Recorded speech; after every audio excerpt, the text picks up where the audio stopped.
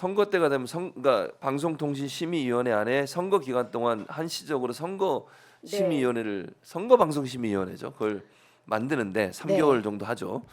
근데 거기 임명된 분들의 면면이 또 문제가 되고 있습니다. 맞습니다. 네. 그 이제 하도 사람이 많아서 제가 막 적어왔는데 네, 네. 한 분은 공정언론 국민연대라는 네. 곳에서 추천을 하신 분이에요. 보통은 보면은 이 현행 공직선거법 8조 2항에 보면 방심위는 국회 교섭단체를 구성한 정당과 예. 선관위가 추천하는 각 한 명, 예. 또 방송사, 방송학계, 대한변협, 예. 언론인 단체 및 시민단체가 예. 추천하는 사람을 포함해서 9명으로 구성한다 이렇게 그렇죠. 돼 있습니다. 그렇게 돼 있습니다. 그런데 이 예. 공정언론 국민연대는 아마 이제 시민단체 몫으로 추천을 하신 것 그런 것 같은데 같아요. 예. 물론 뭐 할 수도 있겠지만 시민단체를 예를 들어서 어떤 사람이 맘먹고 예.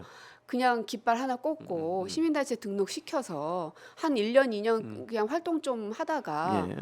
그럼 그냥 그게 다 시민단체입니까? 아니죠. 아니잖아요. 네, 그렇습니다. 그래서 그 단체가 얼만큼의 역사를 갖고 있나, 얼만큼의 규모와 활동성을 갖고 그렇죠. 있는지를 같이 봐야 네. 아 거기가 시민단체구나라고 인정하는 거잖아요. 아무나 그냥 고민정이 어느 날 국회의원 그만두고 깃발 꽂고 저 시민단체 할랍니다 하면 시민단체가 되는 게 아니잖아요. 그렇죠. 네. 근데 이 공정언론 국민연대 같은 경우는 예. 친정부 단체임이 너무나 명백하고요. 왜냐하면 KBS, MBC와 관련된 예. 고발에 많아요. 모두 다 이 연대가 들어가 있습니다. 맞습니다. 그리고 22년 6월에 설립이 됐거든요. 예. 그러니까 윤석열 정부와 관련해 비판적인 보도를 하는 사람들을 고발하기 위해서 만들어진 것으로 의심을 굉장히 의심받는 많이 거죠. 받고 있는 네. 곳이거든요. 그러니까 어쨌든 뭐 친정부 성향이라고 저는 보고 있지만 그게 아니라 손 치더라도 네.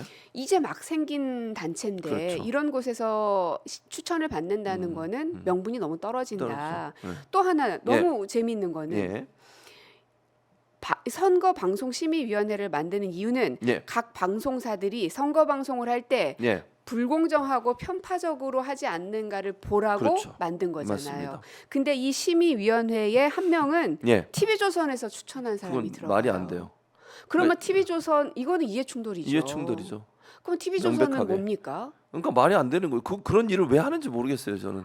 이게 이해가 안 돼요. 이해가 안 돼요. 그래서 네. 지금까지 그럼 어떻게 했냐? 예. 그 개별 방송사한테 추천권을 주게 되면 이런 논란이 있기 그렇죠. 때문에 협회 같은 데 줬었어요. 맞습니다. 예. 방송협회하고 예. 케이블 TV 방송협회가 맞습니다. 번갈아 가면서 추천을 그렇습니다. 했습니다. 네, 그렇죠. 그러니까 그 대한민국이란 국가가 룰과 시스템이 있는 이유가 이런 여야 간의 논쟁과 논란을 더 최소화하기 위해서이고 그렇죠. 그래서 우리가 판결을 할 때도 선례들을 보지 않습니까? 예. 맞습니다. 그래서 이미 방송과 관련된 것은 방송협회와 케이블 TV 방송협회가 그래서 추천하는 사람들을 네. 해왔기 때문에 그 그랬었죠. 전통을 따르면 예, 되거든요. 맞습니다. 근데 이거를 굳이 어겨가면서 TV조선에게 추천권을 줬다는 거는 용납될 수가 없다. 그건 말이 안 돼요. 왜냐면 TV조선은 심사의 대상이 되는 거예요. 그러니까 그렇죠. 이해충돌이 맞는 말씀이에요. 그러면 TV조선은 선거방송 아예 못하게 하든가. 그렇지. 근데 그렇게 안 하잖아요. 예. 그러니까 저분은 만약에 추천을 누가 했는데 TV조선 추천을 했는데 TV조선이 문제가 돼서 안건을 올라왔다. 거기서 어떤 판결을 내리겠습니까? 그러니까요. 그게 말이 안 되는 무조건 거예요. 배제해야죠. 그러면. 당연하죠. 그건 재척 사유가 되는 거죠. 그럼요. 근데 이런 일을 대놓고 하는 게 너무 황당해요, 저는. 그래서 저는 네. 이동관 위원장의 탄핵에 대해서 국민적 여론이 하나로 모아질 수 있었던 거는 이게 여야 뭐 강성 온건 뭐 이런 네. 거 할 것 없이 이거는 도저히 안 된다. 선을 넘은 거다라는 합의가 있었기 때문에 탄핵에 대해서 다른 목소리가 안 나왔던 것 같고 그래서 그 여론을 도저히 견딜 수 없어서 이동관 위원장이 스스로 물러난 거라고 생각을 하거든요. 그러면 좀 바뀌어지는 게 있어야지 되지 않겠습니까? 그렇죠. 그러니까 국민들이 선거 때가 아니어도 계속 여론조사를 통해서 정권과 권력자들한테 시그널을 주는 이유는 예. 똑바로 해라. 그렇죠. 그렇지 않으면 당신 심판한다. 는 시그널을 계속 주기 위해서 그런 여론조사들을 하는 건데 예. 윤석열 정부의 특징은 그런 여론조사는 일체 그냥 무시하는 거죠. 무시하는 네, 저는 그렇죠. 그 국민을 무시하는 행위라고 그렇죠. 생각합니다. 네, 맞는 말씀이에요. 심지어는 지금 그 서울의 봄 영화도 예. 뭐 이것을 뭐 굳이 뭐 어떤 분은 이걸 뭐 몇만을 돌파하면 뭐 윤석열 지지율이 뭐 떨어진다 뭐 이런 얘기도 하시죠. 안민석 의원 얘기하셨죠. 과도하다고 생각을 하고 네. 그 해석의 여지는 국민들이 국민들한테 줘야 되는데 맞습니다. 다만 제가 여기에서 심각하게 문제점을 보는 거는 네. 중학교였는지 고등학교였는지 모르겠는데 한 학교에서 보려고 수업으로 했었죠. 이걸 네, 보려고 맞아요. 했는데 일부 사람들의 반대에 네. 부딪혀서 결국은 취소가 영화를 됐죠. 못 네, 봤어요. 맞습니다. 근데 그것을 반대를 주도했던 사람들이 특정 유튜브인 것으로 예. 저는 알고 있거든요. 그러니까 이게 저는 대한민국의 수준을 너무 떨어뜨리고 있다. 맞아요. 영화와 음악은요. 네. 감독도 혹은 누군 정치인도 규정할 수 없습니다. 그렇습니다. 예전에 우리가 김민기의 아침 이슬을 네, 투쟁의 현장에서 많이들 많이 불렀었죠. 불렀었는데 네. 김민기 씨가 언젠가 인터뷰를 했어요. 나는 이 노래를 만들 때 저항음악으로 만들지 않았다.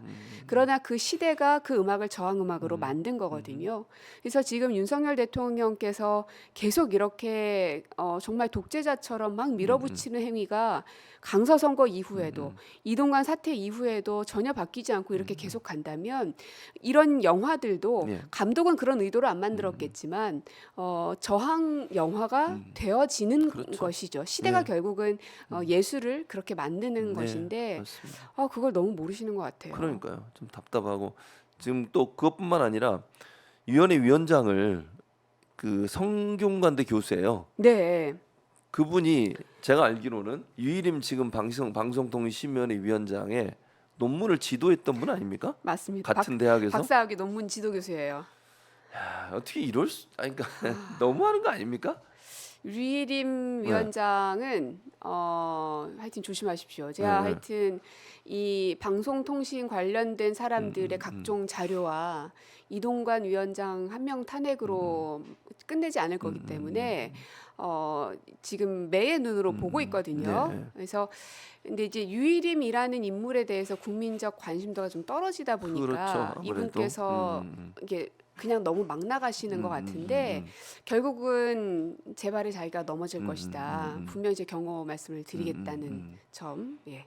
그러니까 저는 지금 보면 말씀 들어보니까 자기 논문 지도 교수를 위원장에 앉히고 또 TV조선이라는 언론사가 추천한 사람을 위원회에 앉히고 보통 이제 방심위가 6대3 구조거든요. 일반적으로. 근데 선거방심위에도 그 규정을 일반적으로 지켜요. 그러니까 정당이 추천한 사람 한 명씩 있으니까 빼고 2명은 시민사회단체면 예를 들면 뭐 아까 말씀하신 것처럼 시민사회단체가 진보다 보수 나눌 수 없지만 그래도 어느 정도 이렇게 분리가 되잖아요. 그럼 민원연 같은 데다 한 명 추천권 주고 또 뭐 공정연대인가 뭔가 거기도 하고 그다음에 학회도 언론학회가 큰 학회가 3개가 있는데 그중에 이제 진보적 성향의 학회 언론정보학회인데 언론정보학회 추천권 하나 주고 이렇게 했었어요. 그러니까 6대3 구조를 만들려고 노력을 했는데 지금 보니까 민주당 추천권 빼고는 전부 다 보수예요. 네. 그러니까 참 노력도 이해가 안 하지 돼요. 않고 예, 공정하려는 척도 하지 않고 예, 예, 예.